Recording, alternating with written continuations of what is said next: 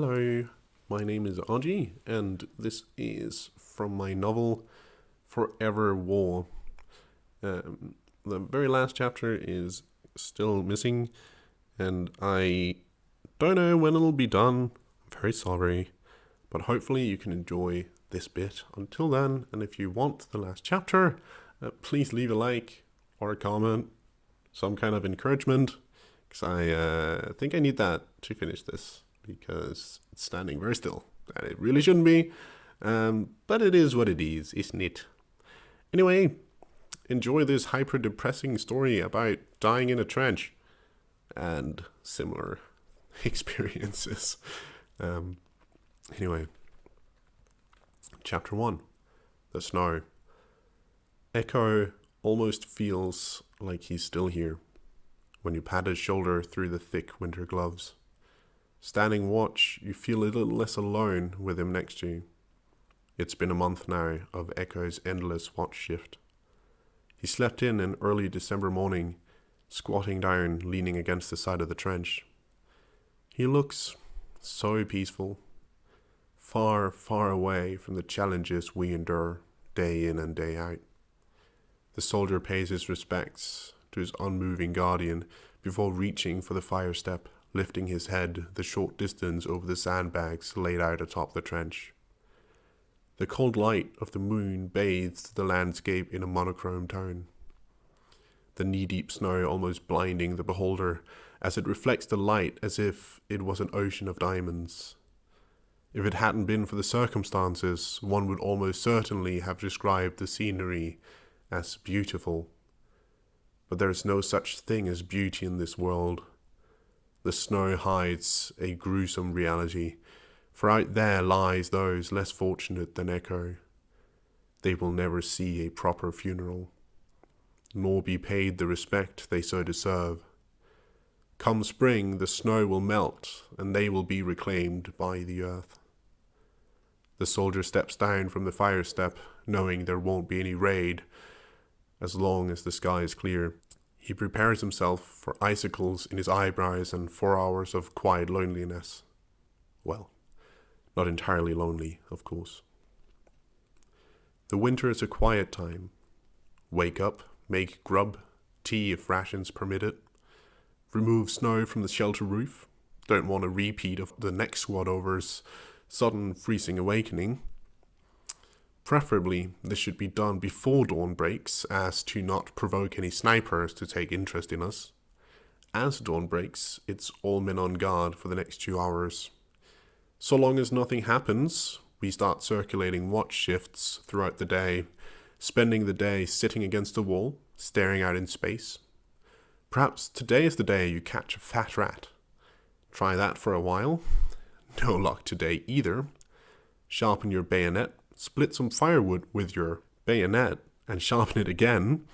Try your hand at an art, fail miserably, call it interpretive alternative art before sacrificing your glorious creation to the great fire. As dusk draws nearer, feel as if your breath becomes heavier, like you're sinking through water deeper. The last few hours before the sun is fully down, everyone is once again on guard, their faces drawn in heavy shadows. They, as you, know what may be coming, each praying to their own, that another silent evening may bless you with its presence. As the light finally fades, a smile breaks the tired faces. Only the night watch still looks bitter, knowing they have another 4 hours before they're allowed to relax. Respects are paid the unwavering guard, and you sleep a little sounder than these squads around you, knowing you are not alone. Chapter 2, The Thunder. Storm's coming. You can feel it in the air. You can feel the tension like static in the air, raising the hair on your arms, feeling like a cold hand dragging over your shoulders and down your spine. Everyone is tense. Any abrupt sound is immediately followed up by heads snapping at the location it came from, eyes peeled. The atmosphere is electric, and everyone is waiting for it to be unleashed in a chaotic explosion of tragedy. Minx was on duty that night. He came stumbling down the stairs as we were scrambling to collect our things. Low-caster rifles littered the floor, Fiddler submachine guns barely hanging on the walls by their shoulder straps as he took the last step of the stairs. The barrage dried out. Quickly on his feet, as he were, Kawhi quickly lobbed a fiddler to the lieutenant. Slime nodded, checked his newly acquired fiddler for dust, and hurried past Mengs outside, yelling back at us to hurry out into the trenches before the enemy got there. As we hurriedly climbed up the stairs, our senses were bombarded before we even saw the first muzzle flash. The bass-like thump of the machine gun's sudden bursts of fire from a fiddler and the cracks of rifle rounds going off all around us turned into a symphony of chaos so overwhelming you felt like your head was locked in a pressure chamber. Thump, thump. Dust falling around is catching and warping the last light before dusk. Thump, thump. Finally emerging from the shaft, encasing the staircase, Mackerel is sitting at the very top. Thump, thump. Stunned, pulling his head down at every crack of a bullet being fired. Thump, thump. Before we reach him, Alchemist grabs him by his straps and drags him off. Thump, thump. The machine gun continues. Thump, thump. The uneasiness, it lures within, fighting the adrenaline rush through your body. Is this it? Thump. The man on the machine gun is pushed back, losing grip. In a moment, it feels as if time slows down. His face is twisted in pain, surprise, but most of all, desperation. You can see the very second he realizes he can't pull himself back up. As he tips over the edge of the trench and starts falling down into it from his nest, he lets out a scream to rival that of a banshee. And then he goes quiet. But where the machine gun lets off, my heart only rises to the challenge. Thump, thump, thump, thump. It floods my brain, my body. I can feel it in the tips of my fingers thumping. It shakes my spine, tenses up my muscles. It locks me up. Locks me up. Straps sliding down my shoulders, rifle slipping between my fingers, the soft finish of the wood on my rifle sliding over my fingertips as I stand frozen. I feel as if chains have been laid over me, dragging me to the muddy floor of the trench. The sudden realization of my rifle freeing itself of my grip wakes me up, and I throw my hands downwards, catching the strap of the low-caster before it disappears into the void. Forwards. I must move forwards. Chapter 2.1 Thunder Waves. Lunging forward, stumbling, the walls of the trench carry us forth. Leaning on it, it feels as if we are dragged along to our stations. Men being pulled up into machine gun nests, taking positions at firing ports, and running back through communication trenches zigzagging far behind us. We threw ourselves at the trench wall, some more voluntarily than others as the ground shook beneath us. Dust sprayed up everywhere as the sound of gunfire was completely overwhelmed by artillery shells landing, only allowing for a few cracks and pops in between detonation. When the explosions finally die down, it is soon followed by a growing roar. Hordes of soldiers are storming in our direction. As the roar grows, it's periodically interrupted by a violent scream of pain as our machine gun nest makes a rapid, involuntary incision of warm lead in their various organs, after which they usually drop to the ground.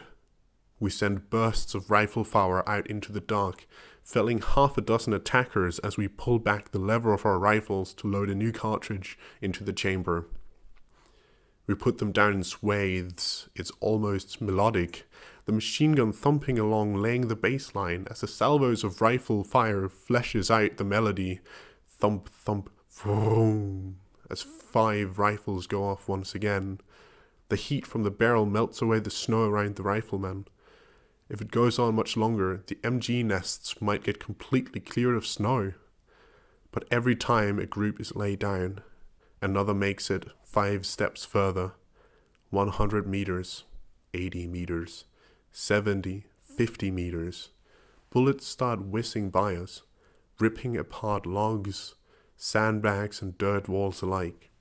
For the last few who hadn't realized it yet, this reminded them of their bayonets, which were promptly attached to their rifles as we prepared for the enemy to come flooding down into our trenches, our homes. As our bayonets click into place, Vess comes running with a crate, yelling at us to grab whatever is inside it. It's grenades. Vess brought a full crate of A3 Harper fragmentation grenades all the way from HQ, and I have never been happier to see the man in my life. Yet I am also fighting a looming feeling of dread. The lads along our section of the trench all grab 1 or 2 grenades each.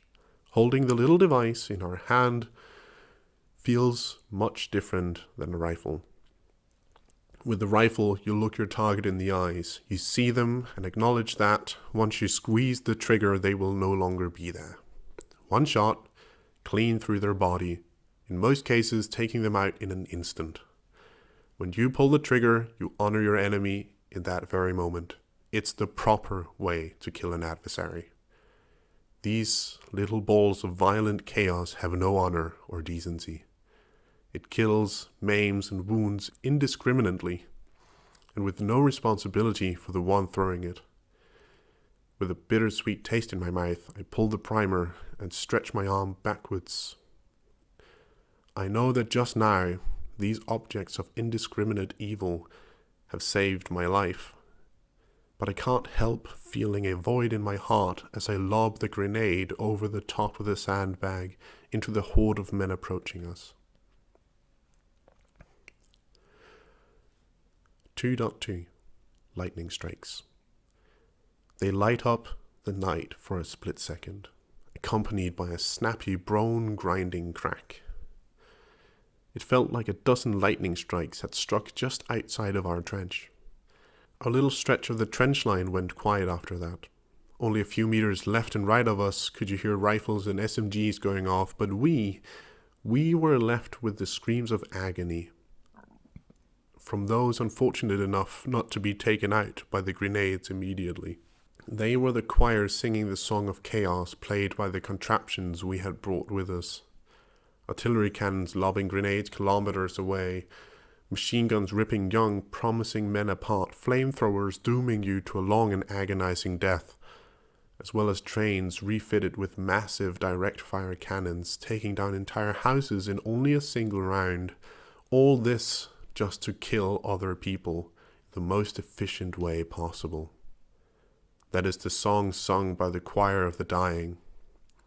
They sing it in Siova, they sing it in Mysia. With the Warden or Colonial, we all shall know the song of the damned, the song of the dying. As long as we bring down thunder from the sky, so long shall the song of sorrow be sung. Regaining our composure, we looked each other in the eyes. It was back to the shooting ports, taking care of the last stragglers and preparing to potentially retake sections of our trenches after the mass assault. We had survived the brunt of the attack, but we were not out of the woods yet. We all knew the rest of the night would be just as dangerous, likely far more treacherous than what had just gone down. From our somewhat elevated position standing atop the firestep, we watched as grenades arrived to the other sections of the trench. From this distance, it felt less like lightning strikes and more like small sparks going off at every section, lighting up the landscape around them for a brief moment. Chapter 3 The Graves. We had all been sleeping wherever we had been standing. Some had slid down the wall and curled up on the floorboards if they were lucky enough to have those. Others had been leaning over ammunition boxes stacked on small shelves dug into the trench wall. As morning came, we started to assess the aftermath of the night's chaos. Sizable sections of the trench had collapsed, leaving it just barely providing any sort of cover, should the enemy decide on another suicidal charge at our trench line. In between the rubble laid people scattered about, more or less intact. Where the trench had collapsed, we found bodies buried within, limbs sticking out twisted in unnatural ways. At the machine gun nest, we find Harlequin, stretched out, his neck bent 90 degrees forwards, with his chin pressed into his chest. He had been shot in the shoulder, and hadn't it been because he landed perfectly for his neck to be snapped against a trench wall, he likely would have been sent for a short visit to the nearest field hospital before heading home with an honorable medical discharge. Now he laid here. He'd be joining the others, heading for a frozen hole in the ground, barely passing for a grave. He was dragged out of the trenches as the first of many. The bodies were piled up at the rear, their ID tags collected. Some of them had half-written letters for loved ones and trinkets from back home on them. We collected those too. It was decided that it was time for Echo to be laid to rest. He had been on duty for long enough, it was agreed. He had frozen stuck to the trench wall much more than anyone had thought. He stuck to the wall so thoroughly that pickaxes had to be brought up. As he was being freed, it felt almost as if he was fighting back. Every swing of the pick would chip off tiny bits of frozen dirt, but seemingly no progress would be made. They were at it for hours, chipping away at the solid earth around him. It would almost be evening before he had come loose from his stranglehold of the trench.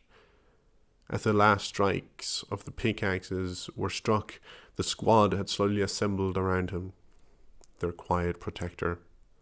A stretcher had been brought over for Echo. In life, he had been a stalwart optimist, never doubting that at least one of us would make it out of here to tell the saga of our endeavors. In death, he had been an involuntary hero to all of us. Now it laid on us to be the ones to tell the saga of Echo. We laid Echo on the stretcher, strapped him down and lifted him up. He was heavy. His memory laid heavy on all of us.